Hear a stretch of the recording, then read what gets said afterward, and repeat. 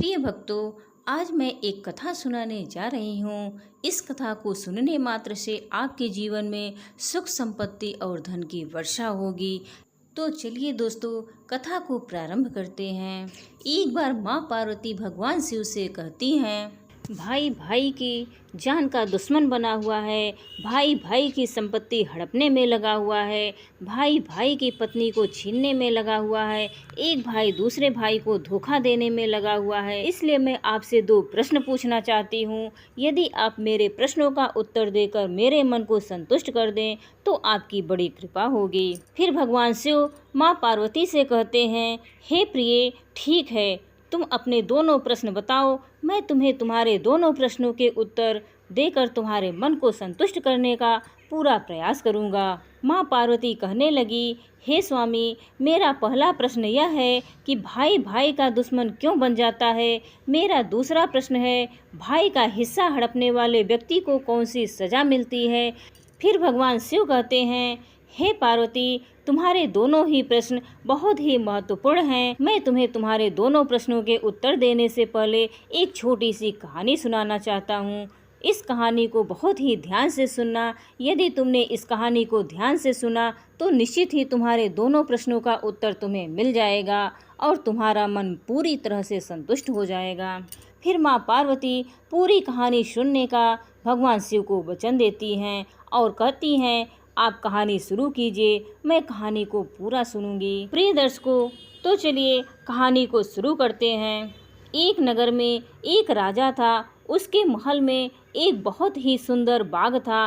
उस बाग में तरह तरह के फूलों के पौधे और अनेक प्रकार के मीठे फलों के पेड़ थे।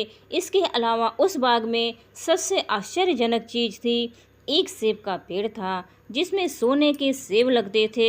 उस राजा ने उस पेड़ की देखभाल के लिए खास इंतजाम कर रखा था। जब इसके फल पकते थे तो चौकीदार दिन रात उस पेड़ का पहरा दिया करते थे ताकि कोई सोने का सेब चुरा ना सके। भगवान शिव कहते हैं, हे प्रिय, लेकिन एक दिन की बात है, जब बाग के माली ने सोने के सेबों को गिना तो उनमें एक सेब गायब था। माली तुरंत दौड़ता हुआ राजा के पास पहुंचा और राजा को सेब के पेड़ पर एक फल कम होने की खबर दी। राजा ने यह बात सुनी तो उसे बड़ा आश्चर्य हुआ कि बाग में उस पेड़ की देखभाल का इंतजाम करने के बाद भी उस पेड़ से फल कैसे चोरी हो गया। राजा ने ऐलान किया कि जिस व्यक्ति ने उस पेड़ का सेब चुराया है, उस व्यक्ति को जो भी पकड़ कर लाएगा उसे इनाम दिया जाएगा। राजा के 3 बेटे थे। सबसे बड़ा राजकुमार राजा से कहने लगा, पिताजी, रात को मैं बाग में पहरा दूंगा और चोर को भी पकड़ने की कोशिश करूंगा। फिर राजा ने अपने बड़े बेटे यानी बड़े राजकुमार को बाग में पहरा देने का आदेश दिया और चोर को पकड़ने की इजाज़त दे दी। वह बड़ा राजकुमार रात में पहरा देने लगा, लेकिन 2 घंटे बाद ही बड़े राजकुमार को नींद आ गई और वह सो गया। वह राजकुमार सुबह उठकर उसने सेबों को गिना तो वह देखकर चकित रह गया कि रात भर में एक सेब और गायब हो गया। फिर उसके बाद दूसरी रात को मझले राजकुमार ने पहरा देने का काम संभाला तो उसे भी नींद आ गई और तीसरे दिन भी सेब चोरी हो गया। पेड़ से लगातार फल चोरी होने से वह राजा बड़ा चिंतित था और दरबारी के भी समझ में भी नहीं आ रहा था कि क्या किया जाए। यह सोचते हुए सब उदास बैठे थे। इतने में सबसे छोटा राजकुमार आया और उसने कहा कि आज की रात मैं पहरा दूंगा और चोर को पकड़ लूंगा। प्रिय दर्शकों, भगवान शिव कहते हैं, हे प्रिय, राजा सबसे छोटे राजकुमार से खुश नहीं रहा करते थे। वह छोटे राजकुमार को हमेशा मूर्ख समझते थे और जब वह छोटा राजकुमार राजा से कहता है कि आज रात को मैं पहरा दूंगा और चोर को पकड़ कर लाऊंगा, तो राजा उसे डांटते हुए कहता है कि तुम क्या समझते हो, क्या तुम्हें इसमें सफलता मिलेगी। बड़े राजकुमार इस काम में असफल हो चुके हैं, तुम अपना काम करो, तुम्हारे बस की बात नहीं है। लेकिन छोटा राजकुमार नहीं माना। उसने राजा से प्रार्थना की और बोला उसे एक मौका दिया जाए। अंत में राजा राजी हो गया। भगवान शिव कहते हैं, हे प्रिय, फिर सबसे छोटा राजकुमार रात में पहरा देने लगा। उसने तय किया कि वह किसी भी हालत में नहीं सोएगा और चोर को जरूर पकड़ेगा। वहीं जब आधी रात हुई और रात के 12 बजे का समय हुआ तो राजकुमार ने देखा कि एक सुंदर सोने की चिड़िया कहीं से उड़ती हुई आई और सेब के पेड़ पर बैठ गई। फिर उसने देखते देखते सोने का एक सेब तोड़कर अपनी चोंच में पकड़ लिया। छोटा राजकुमार जाग रहा था। राजकुमार ने फौरन निशाना साधा और तीर चला दिया, लेकिन तीर चिड़िया को नहीं लगी और वह पंख फड़फड़ाकर उड़ गई। राजकुमार का तीर उस चिड़िया के पंख पर लगा और एक सोने का पंख टूटकर जमीन पर आ गिरा। भगवान शिव कहते हैं, हे प्रिय, फिर दूसरे दिन सुबह राजकुमार ने राजा को सारी बात बता दी और वह सोने का पंख राजा के सामने रख दिया। पंख इतना सुंदर और इतना कीमती था कि राजा उसे देखता ही रह गया। राजा ने कहा, अगर उस चिड़िया का एक पंख इतना सुंदर है तो चिड़िया कितनी सुंदर होगी। मैं चाहता हूँ उस चिड़िया को पकड़ कर लाओ। महादेव कहते हैं, हे प्रिय, फिर सबसे पहले बड़ा राजकुमार इस काम के लिए रवाना हुआ और चलते चलते एक जंगल में पहुंचा। वहां उसने एक लोमड़ी को एक पेड़ के नीचे आराम करते देखा। फिर राजकुमार ने शिकार के लिए मौका देखकर तीर अपने धनुष पर चढ़ा लिया। तीर छोड़ने ही वाला था कि लोमड़ी ने चिल्लाकर कहा, राजकुमार, मुझे मत मारो। मुझे पता है कि तुम सोने की चिड़िया की खोज में निकले हो।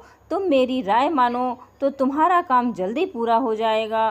तुम इसी रास्ते से सीधे चले जाओ। शाम होने पर तुम एक गांव में पहुंचोगे। वहां तुम्हें आमने सामने 2 सराय मिलेंगे। वहीं एक सराय खूब सजी सजाई और दूसरी सराय बहुत ही भद्दी दिखाई देगी। एक काम करना, जो सराय बहुत सजी सजाई दिखाई दे, सुंदर सी दिखाई दे, तुम उसके अंदर मत जाना। यदि तुम ऐसा करोगे तो तुम्हारा काम बहुत ही आसानी से हो जाएगा।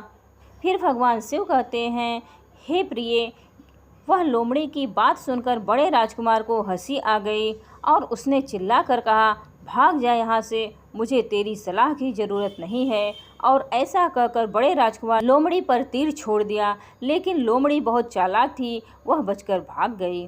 बड़ा राजकुमार आगे चला गया। शाम को जब एक गांव में पहुंचा तो उसने देखा कि सड़क के किनारे सचमुच में 2 सराय थी। उसमें से एक सराय सजी सजाई थी और उसके अंदर से लोगों के नाचने गाने की आवाज़ आ रही थी। वहीं दूसरी सराय बहुत भद्दी थी और वहां अंधेरा था। राजकुमार ने लोमड़ी की बात पर गौर नहीं किया और राजकुमार सजी सजाए सराय में ठहर गया। थोड़ी देर में वह भूल गया कि वह असल में सोने की चिड़िया की खोज में निकला था, क्योंकि सजी सजाई सराय के अंदर जो भी जाता है वह अपने जिस काम के लिए आता है उस काम को भूल जाता है।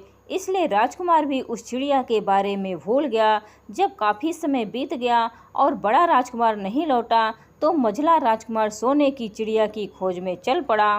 वह भी उसी तरह चलते चलते जंगल में पहुंचा तो वही लोमड़ी उसे भी मिली और फिर उसी लोमड़ी ने मझले राजकुमार को भी वही बात बताई जो बड़े राजकुमार को बताई थी। मगर मझले राजकुमार ने भी उस लोमड़ी की बात पर कोई ध्यान नहीं दिया। जब शाम को वह उस गांव में पहुंचा तो बड़े राजकुमार की तरह सजी सजाई सराय में ठहर गया और नाच गाने के रंग में मस्त होकर वह भी अपना काम भूल गया। यहाँ तक कि उसे घर लौटने की भी सुध नहीं रही। भगवान शिव कहते हैं, हे प्रिय, अंत में सबसे छोटे राजकुमार ने राजा से कहा कि मैं सोने की चिड़िया की खोज में जाऊंगा। तो राजा को विश्वास नहीं हुआ। वह कहने लगा, जब बड़े दोनों राजकुमार इस काम में सफल नहीं हुए तो तुझे सफलता कैसे मिल सकेगी। लेकिन छोटे राजकुमार ने जिद की और उसके जिद करने पर राजा ने अपने छोटे राजकुमार को इजाज़त दे दी। भगवान शिव कहते हैं, हे प्रिय, वह छोटा राजकुमार तैयार होकर सोने की चिड़िया की खोज में निकल गया। वह भी चलते चलते जंगल में पहुंच गया। उसे भी लोमड़ी मिली। राजकुमार ने लोमड़ी की बात को ध्यान से सुना। लोमड़ी से कहा, ठीक है, तुम जैसा कहती हो मैं वैसा ही करूँगा। राजकुमार लोमड़ी से कहता है, अब तुम जाओ, मैं तुम्हें नहीं मारूंगा। छोटे राजकुमार की बात सुनकर के लोमड़ी बहुत खुश होकर बोली, तुम सबसे अच्छे लड़के मालूम पड़ते हो। तुमने मेरी बात का मजाक नहीं बनाया और मुझ पर तीर नहीं चलाया। मैं तुमसे बहुत खुश हूँ और मैं तुम्हारी मदद करूँगी। तुम एक काम करो, आओ तुम मेरी पूँछ पर बैठ जाओ। मैं तुम्हें उस सराय तक पहुँचा देता हूँ जिस सराय में तुम्हें रुकना है। और वहाँ से तुम्हारा काम बहुत ही आसान हो जाएगा। वहीं देखते देखते उस लोमड़ी की पूंछ काफी बड़ी हो गई और राजकुमार उस पर बैठ गया। उसके बैठते ही लोमड़ी हवा में उड़ने लगी और थोड़ी ही देर में मैदानों और पहाड़ों को पार करके उस गांव में जा पहुंची। वहीं राजकुमार ने उस लोमड़ी की सलाह को मानकर छोटी और पुरानी सराय में ही अपना डेरा डाल लिया। भगवान शिव कहते हैं, हे प्रिय, फिर दूसरे दिन सुबह उठ करके जब वह आगे बढ़ा तो कुछ दूर चलने पर उसे वह लोमड़ी फिर से रास्ते में मिल गई। लोमड़ी ने उससे कहा, अब मैं तुम्हें बताती हूँ कि आगे तुम्हें क्या करना है। लोमड़ी ने कहा, तुम सीधे चले जाओ पर तुम्हें एक बहुत बड़ा किला मिलेगा जिस पर सिपाही पहरा देते होंगे। तुम सिपाहियों से डरना नहीं और सीधे अंदर चले जाना, क्योंकि उस समय वह सिपाही सो रहे होंगे और तुम बेधड़क होकर किले में घुसते जाना और उनके कमरों को पार करते हुए उस जगह पर पहुंच जाना जहां लकड़ी के एक मामूली पिंजरे में सोने की चिड़िया बंद होगी। और वहां पर पहुंच करके तुम चिड़िया को पिंजरे सहित उठाकर किले से बाहर ले आना। लेकिन एक बात याद रखना, चिड़िया के पिंजरे के पास ही एक बहुत सुंदर सा सोने का पिंजरा भी तुम्हें दिखाई देगा।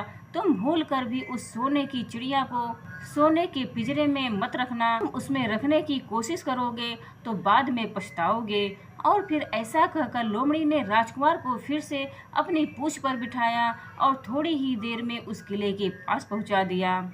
भगवान शिव कहते हैं, हे प्रिय, अब राजकुमार ने किले के पास जाकर देखा तो सचमुच उसके पहरेदार सो रहे थे। और फिर छोटा राजकुमार बिना डरे हुए सीधा महल में घुस गया और थोड़ी ही देर के बाद उस कमरे में जा पहुंचा जहां सोने की चिड़िया एक पिंजरे में बैठी हुई थी। उस पिंजरे के पास ही सोने के 3 सेब पड़े हुए थे। फिर तो उन तीनों सेबों देखकर राजकुमार ने फौरन पहचान लिया कि यह तीनों सोने के सेब उसके पिता के बाग के ही हैं। सोने की चिड़िया इतनी सुंदर थी कि राजकुमार उस चिड़िया को देखता ही रह गया और वह उस चिड़िया को उठाकर लाने ही वाला था कि उसकी नज़र पास ही पड़े एक सुंदर से पिंजरे पर पड़ गई। वह पिंजरा बहुत ही सुंदर था और उसमें तरह तरह के कीमती पत्थर जड़े हुए थे। और फिर उस सुंदर सोने के पिंजरे को देखकर छोटे राजकुमार के मन में लालच आ गया और उसने सोने की चिड़िया के लिए वही पिंजरा ठीक समझा और राजकुमार लोमड़ी की बात को भूल गया और उसने सोने के पिंजरे को छूने के लिए मना किया था। मगर राजकुमार लोमड़ी की बात भूलकर और उसने सोने की चिड़िया को लकड़ी के पिंजरे से निकालकर उस सोने के पिंजरे में बंद कर दिया। लेकिन नए पिंजरे में आते ही वह सोने की चिड़िया जोर जोर से शोर मचाने लगी। राजकुमार पिंजरे को उठाकर कमरे से बाहर भी नहीं निकल पाया था, क्योंकि चिड़िया के शोर मचाने पर उसकी आवाज़ से सिपाही कमरे में पहुंच गए और उन्होंने राजकुमार को पकड़ लिया। भगवान शिव कहते हैं, हे प्रिय, फिर राजकुमार को अपनी भूल का पता चला। उसे याद आया कि लोमड़ी ने उसे क्या कहा था। लेकिन अब क्या हो सकता था। सिपाही उस छोटे राजकुमार को पकड़कर राजा के दरबार में ले गए और पूछने पर राजकुमार ने सारी बात राजा को बता दी। फिर राजकुमार की बात को सुनकर राजा ने कहा, तुम मेरे महल में चोरी करने के लिए घुसे थे तो मैं तुमको माफ़ नहीं कर सकता। तुझे फांसी की सज़ा दी जाएगी, लेकिन मैं तुम्हें एक मौका दे सकता हूँ। अगर तुम मेरे लिए सोने का घोड़ा ला कर दो तो मैं तुम्हें न सिर्फ छोड़ दूंगा बल्कि सोने की चिड़िया भी तुमको दे दूंगा। राजकुमार को अपनी जान बचाने के लिए राजा की शर्त माननी पड़ी और वह सोने के घोड़े की तलाश में निकल पड़ा। वह किले के बाहर जाने पर छोटे राजकुमार ने देखा कि लोमड़ी उसका इंतजार कर रही है और फिर उसने लोमड़ी को सारी बातें बताईं। तो लोमड़ी ने निराश होते हुए कहा, मैं अब तुम्हारी कोई मदद नहीं करूँगी। तुमने मेरे कहने के अनुसार काम नहीं किया। मैंने जिस तरह से कहा था, अगर तुम उस तरह से काम करते तो मुसीबत में नहीं फंसते और सोने की चिड़िया भी तुम्हारे हाथ में होती। भगवान शिव कहते हैं, हे प्रिय, वह राजकुमार बोला, मुझे माफ कर दो, मुझसे गलती हो गई। मेरा काम तुम्हारी सहायता के बिना नहीं चलेगा। मुझे राजा ने सोने का घोड़ा लाने के लिए कहा है, वरना वह मुझे फांसी पर चढ़ा देगा। वो राजकुमार की बात को सुनकर लोमड़ी ने कहा, खैर मैं तुझे माफ करती हूँ। अब तुम ऐसा करो, मेरी पूंछ पर बैठ जाओ। फिर लोमड़ी कहने लगी, चले चलो, कुछ दूर जाने पर तुम्हें एक दूसरा किला मिलेगा। किले की घुड़साल में तुम्हें सोने का घोड़ा बंधा हुआ मिलेगा। महल के नौकर चाकर सब सो रहे होंगे। तुम चुपचाप जाना और घोड़े को खोल लेना। लेकिन एक बात याद रखना, वहाँ घोड़े के पास में ही घोड़े पर कसने के लिए 2 जीन रखी होगी। उनमें से एक तो बहुत पुरानी चमड़े की जीन होगी और दूसरी सोने की जीन होगी। तुम सोने की जीन को छूना भी मत और उस घोड़े की पुरानी चमड़े की जीन को कसकर सवार हो जाना और उसे दौड़ाते हुए किले से बाहर चले आना। वही लोमड़ी की बात सुनकर छोटे राजकुमार ने वादा किया कि वह ठीक वैसा ही करेगा और फिर लोमड़ी ने उस छोटे राजकुमार को अपनी पूंछ पर बैठाया और कुछ ही देर में उस किले के पास पहुंचा दिया। वही किले के पास पहुंचते ही लोमड़ी ने राजकुमार को उतारा और फिर वहां से चली गई। राजकुमार सीधा फटाक से किले में घुस गया। अंदर जाकर उसने देखा कि वहां के सभी नौकर चाकर सोए हुए थे और फिर थोड़ी ही देर में वह किले की घुड़साल में पहुंच गया। राजकुमार के पास जाकर देखा तो वह घोड़ा सचमुच सोने का था। ऐसा सुंदर घोड़ा उसने सपने में भी नहीं देखा था। राजकुमार ने आगे बढ़कर उस सोने के घोड़े को खोल दिया। जब वह बाहर निकलने लगा तो उसकी नज़र एक कोने में पड़ी सोने की जीन पर पड़ी। वह जीन बहुत ही सुंदर थी, उसमें हीरे मोती जड़े हुए थे। उसके पास ही एक फटी पुरानी चमड़े की जीन पड़ी हुई थी।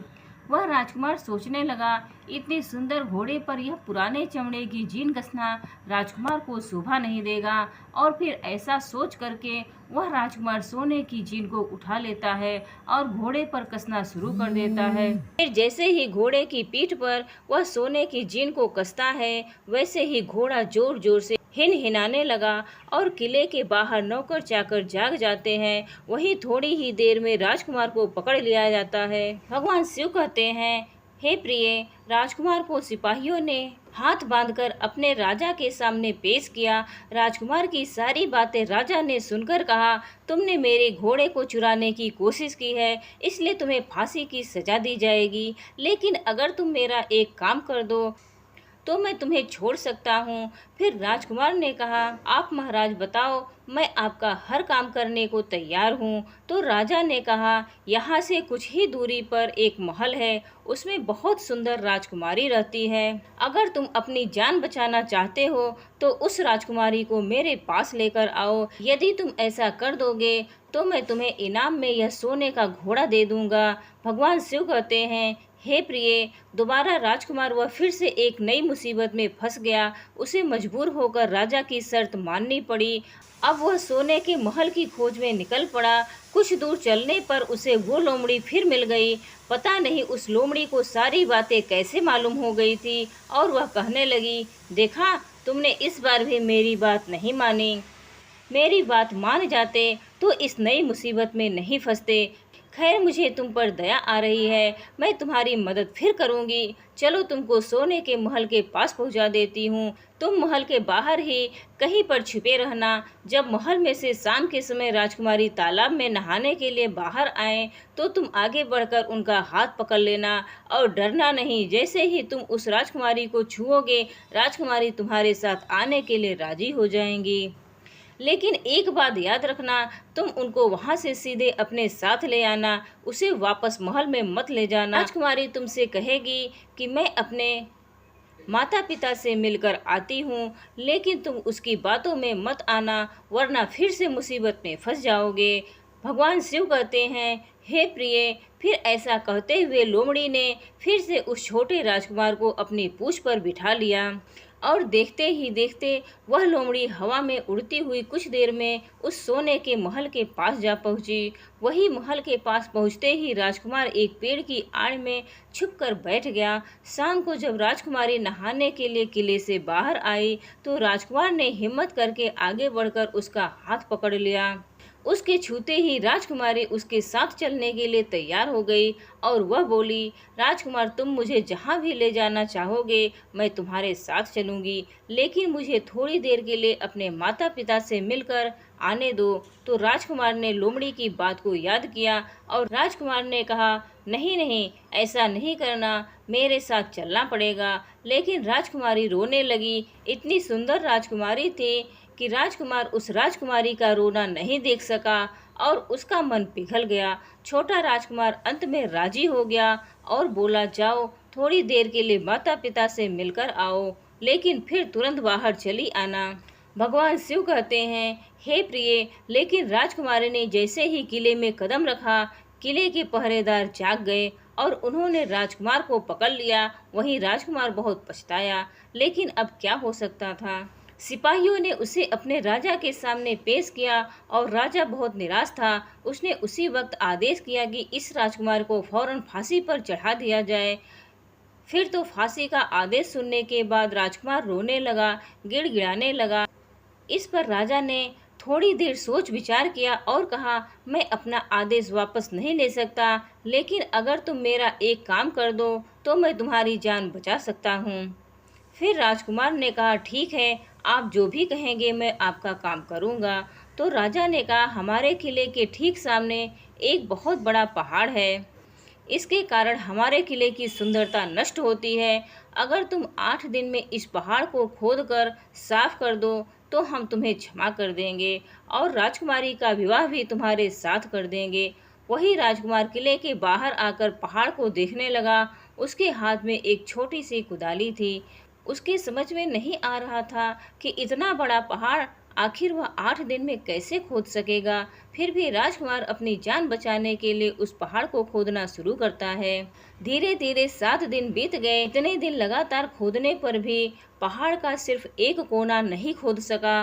भगवान शिव कहते हैं, हे प्रिय, राजकुमार अंत में दुखी होकर बैठ गया। उसे अब अपने आप पर बहुत अधिक क्रोध आ रहा था और मन ही मन में कह रहा था कि अगर मैंने लोमड़ी की बात मान ली होती तो कितना अच्छा होता। लोमड़ी ने मुझे हर बार सही सलाह दी और मैं हर बार उसका कहना ना मानकर नई नई मुसीबत में फंसता गया। भगवान शिव कहते हैं, हे प्रिय, राजकुमार इस तरह सर झुकाए बैठा था कि अचानक उसे अपने पैरों के पास उस लोमड़ी की पूंछ हिलती दिखाई दी। फिर उसने नज़र उठाकर देखा तो सचमुच वही लोमड़ी खड़ी थी। फिर लोमड़ी ने मुस्कुराते हुए कहा, क्यों, क्या हाल है? इस बार तो तुम्हारी मदद करने की मेरी जरा भी इच्छा नहीं है, लेकिन मैं 7 दिन से तुमको पहाड़ खोदते हुए देख रही हूँ। मुझे तुम पर दया आ गई है और मैं तुम्हारी मदद के लिए चली आई। जाओ, तुम बहुत थक गए हो, सो जाओ, मैं थोड़ी देर में तुम्हारा काम पूरा कर दूंगी।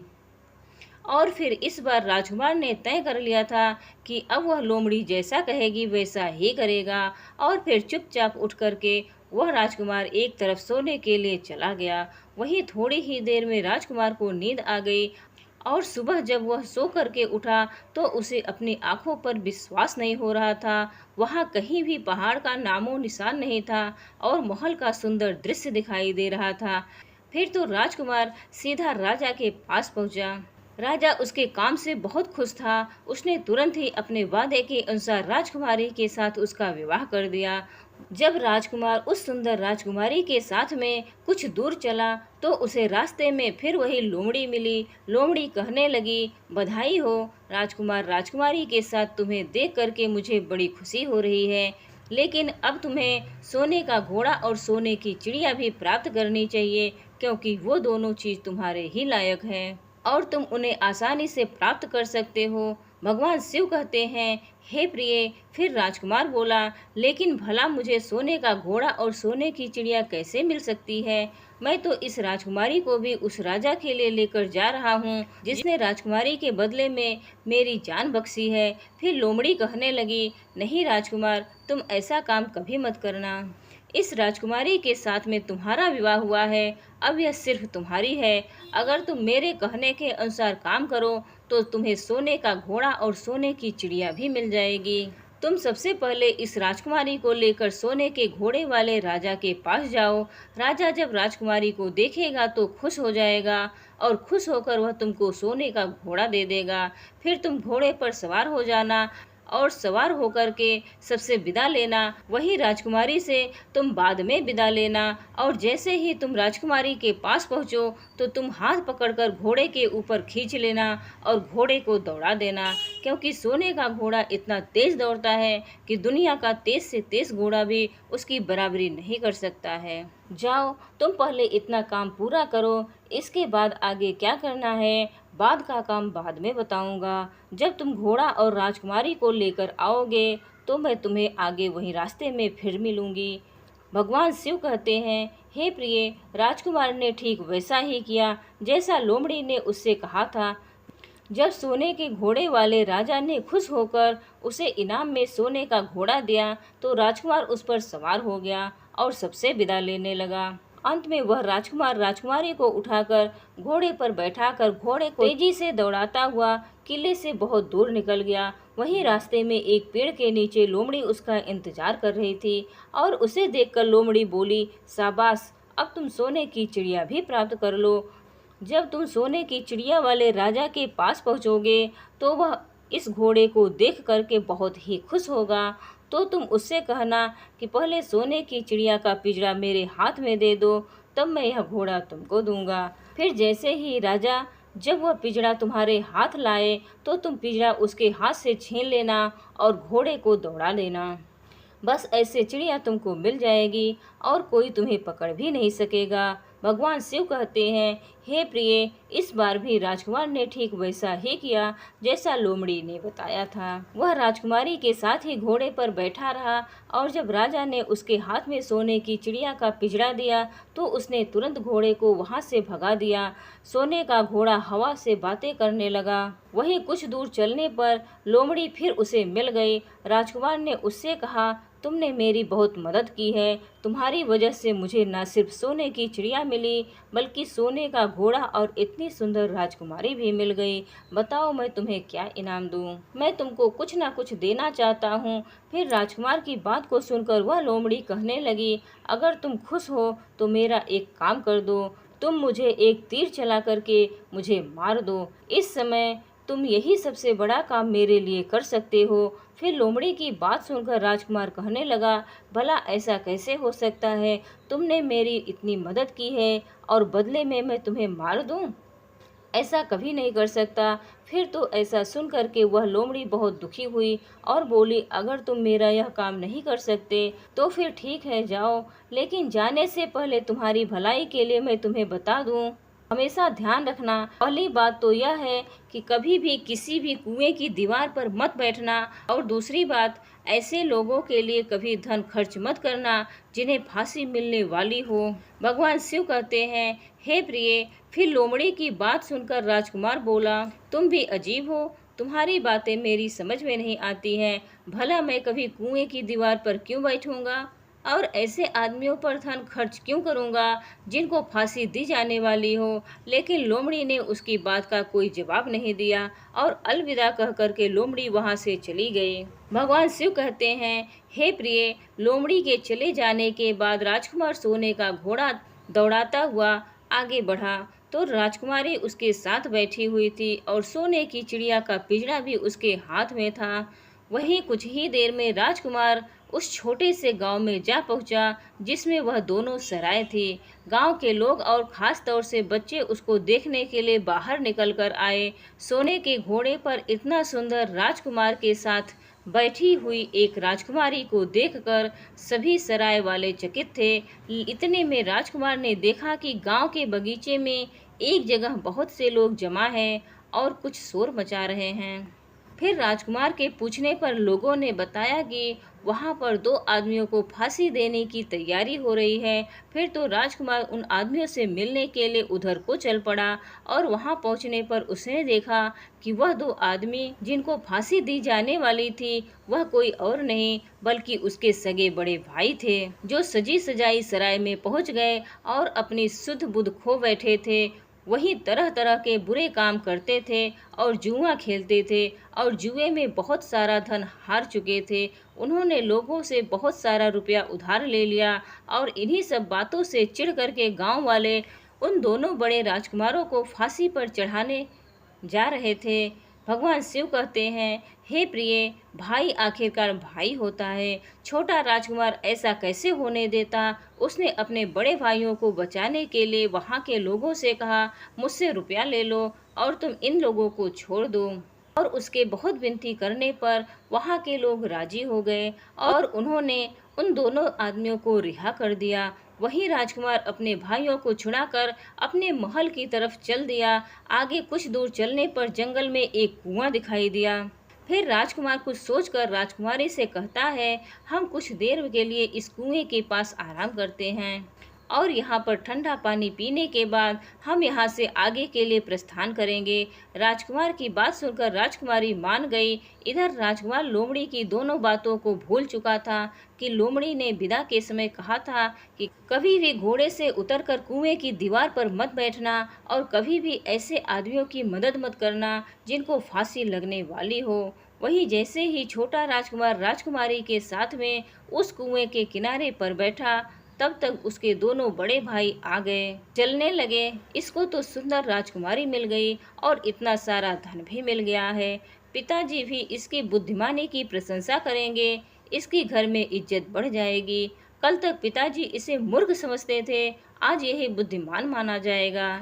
इसलिए दोनों भाइयों ने सलाह करके और मौका देकर अपने छोटे राजकुमार को कुएं में धकेल दिया और उसके बाद सोने का घोड़ा लेकर घोड़े पर राजकुमारी को बिठाकर सोने की चिड़िया का पिंजरा उठाकर वहां से चलने लगे।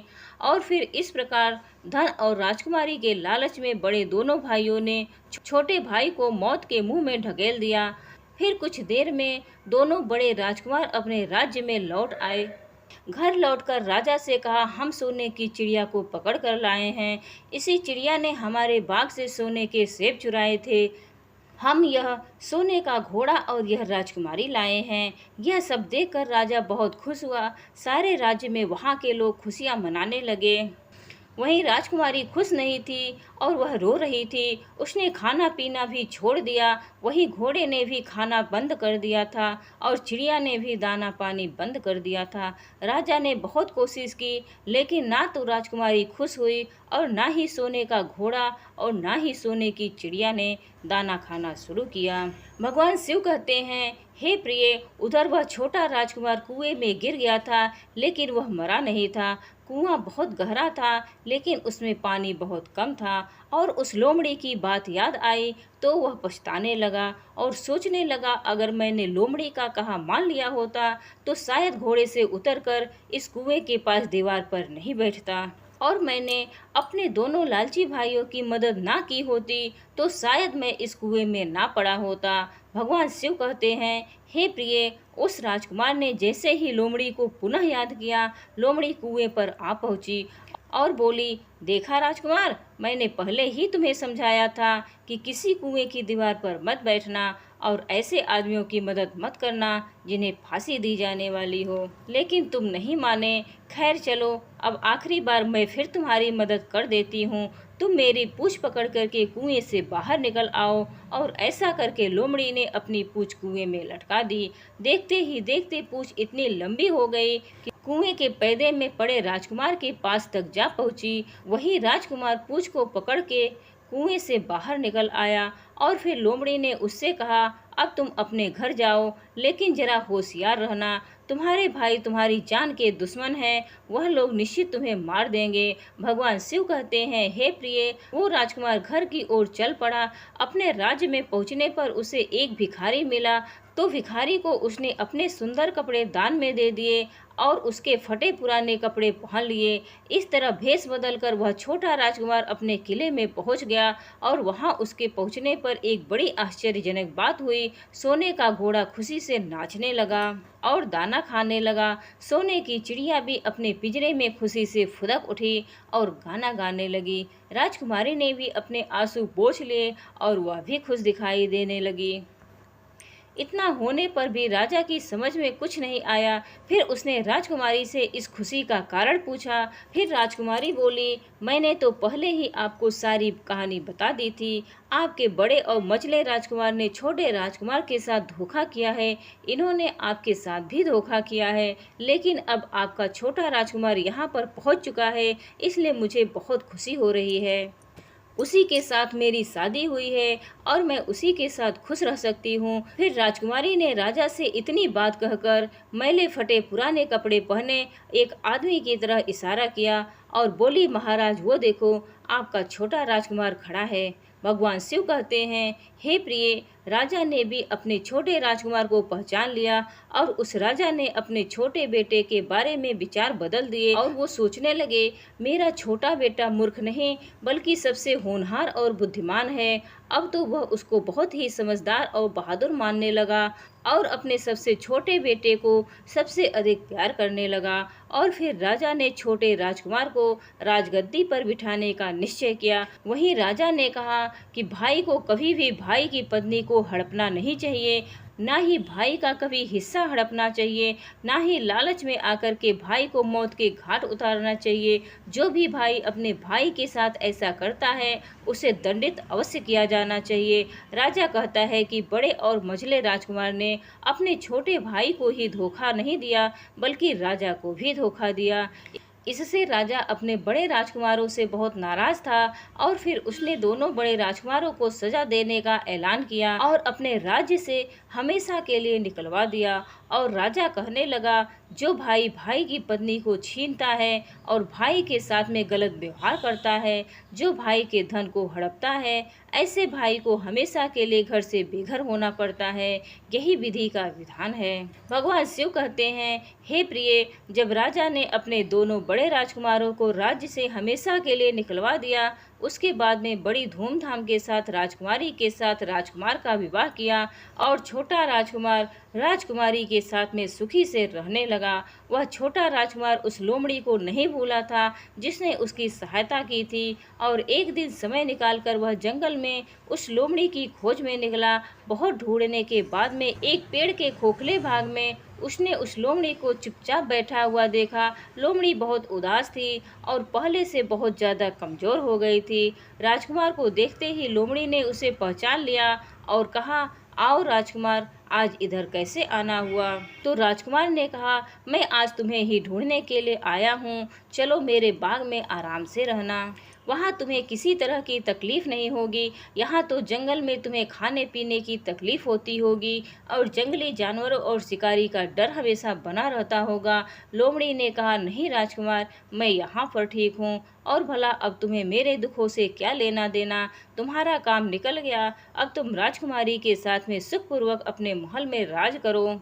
भगवान शिव कहते हैं, हे प्रिय, फिर लोमड़ी की बात सुनकर छोटा राजकुमार बोला, नहीं, तुमने मेरा बड़ा उपकार किया है, मैं तुम्हें इनाम देना चाहता हूँ और अपने साथ ही रखना चाहता हूँ। राजकुमारी भी बहुत खुश होगी, वह भी तुमसे मिलना चाहती है। तो लोमड़ी ने कहा, अगर तुम सचमुच मुझे इनाम देना चाहते हो तो मेरा एक काम कर दो। मैंने तुमसे पहले भी कहा था, तुम तीर चलाकर मुझे मार दो, इसी में मेरा लाभ होगा। असल में मैं तुम्हें अपनी कहानी सुनाती हूँ। एक जादूगर ने मुझ पर जादू कर रखा है। मैं लोमड़ी नहीं हूँ, मुझे उसके जादू के प्रभाव से लोमड़ी के रूप में रहना पड़ रहा है। मैं तो इस देश का राजकुमार हूँ जहाँ की राजकुमारी से तुम्हारा विवाह हुआ है। असल में वह राजकुमारी मेरी छोटी बहन है जिसके साथ में तुम्हारी शादी हुई है। अगर तुम तीर चलाकर मुझे मार दोगे तो मैं इस जादू के प्रभाव से मुक्त हो जाऊंगा और फिर से राजकुमार बनकर अपने देश लौट सकूंगा। छोटा राजकुमार इस बात को सुनकर एकदम से आश्चर्य में पड़ गया। फिर उसने फौरन अपने धनुष पर तीर चढ़ाया और लोमड़ी के ऊपर छोड़ दिया। तीर लगते ही वह लोमड़ी मर गई और उसमें से एक सुंदर सा राजकुमार निकल आया। फिर दोनों राजकुमार आपस में गले मिले और इसके बाद दोनों राजकुमार वापस महल में लौट आए। राजकुमारी अपने भाई से मिलकर बहुत ही खुश हुई। अंत में भगवान शिव कहते हैं, हे प्रिय, तुम्हारा पहला प्रश्न था कि भाई भाई का दुश्मन क्यों हो जाता है, तो समझ लो, धन के लोभ में आकर व्यक्ति भाई जैसे पवित्र रिश्ते को भूल जाता है। तुम्हारा दूसरा प्रश्न था भाई का हिस्सा हड़पने वाले व्यक्ति को कौन सी सजा मिलती है। तो समझ लो भाई का हिस्सा या उसकी पत्नी या उसका धन हड़पने वाले व्यक्ति को घर से बेघर होना पड़ता है। उम्मीद है आप सभी को ये वीडियो अच्छी लगी होगी। इस पवित्र कथा को बोलते समय अगर कोई त्रुटि हुई हो तो क्षमा चाहते हैं। राधे राधे।